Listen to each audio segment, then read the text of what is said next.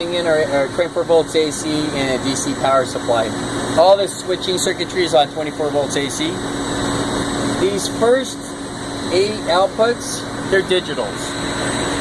So they're turning on like a chiller, a chill water pump, a condenser water pump, and power, the towers. And we'll have a list in each panel saying what all these are, how they're wired. The bottom ones, they're analogs coming out, like drive speed, things like that. The inputs are coming back are temperature sensors. They're either the temperature sensors are 10K type 3 thermistors. We have also 0 to 10s coming in from like water transducers, and then 4 to 20s coming in. You'll see the little resistors. They're bringing 4 to 20 back in. We put like a 250 ohm resistor on it, and then that changes it 4 to 20 to 1 to 5. A 5 ohm, 100 ohm resistor changes it to 2 to 10, and we read the voltage. So I can tell you right now, those are coming, I'm sure those are coming from drives back in, and we're telling you that. So these are coming in. You can't override the inputs from here, but you can override them from the computer.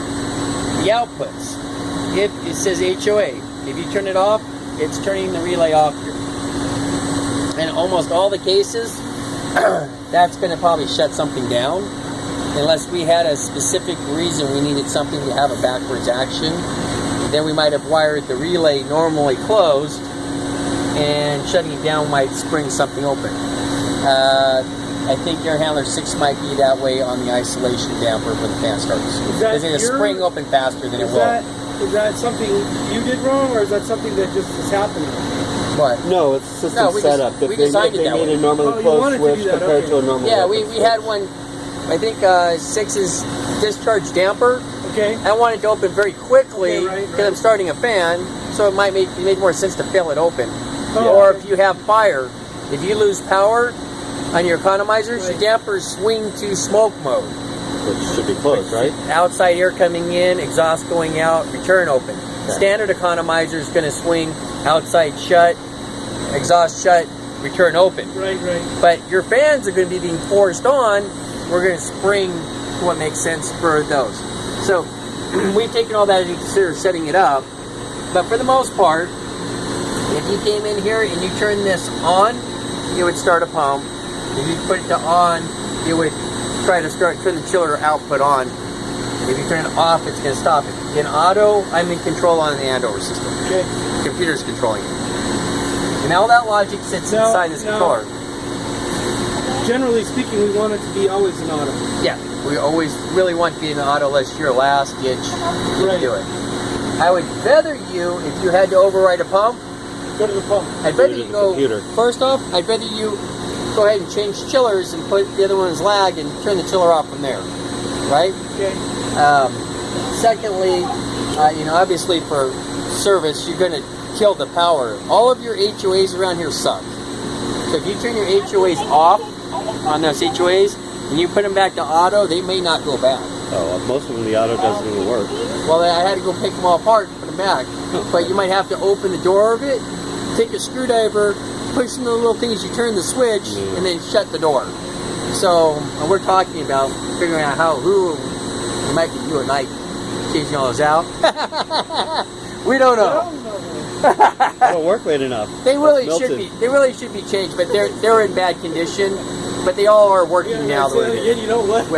It'll work till midnight. Except for the disconnect switch on the little air handler 16 down in that room. It's losing power there.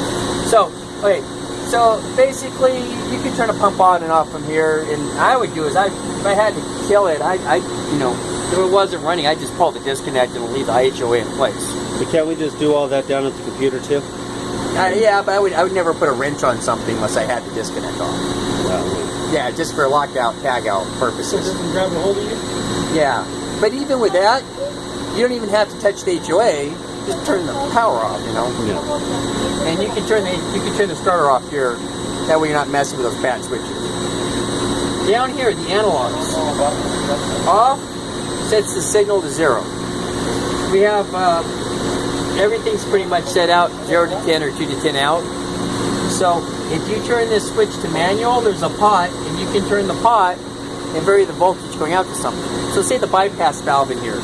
The bypass valve's 2 to 10 volt signal. And all hell went bad. Everything went down. You can't see anything, and you're just, I mean, you're up to the shits to your nose. You're on the phone with me. I'm telling you, I got to drive here. You're like, I have to have the chiller open. Right? Okay. So, you know, you might come here, put this in auto, set the bypass valve at 6 volts coming out of here. Watch it go 50%. Come over here, flip a switch, make sure the isolation valve's on in the tower. Hit the condenser pump on, hit the chill water pump on, hit the switch for the chiller, set the tower fan speed at 80% or whatever, and you're at least going to run.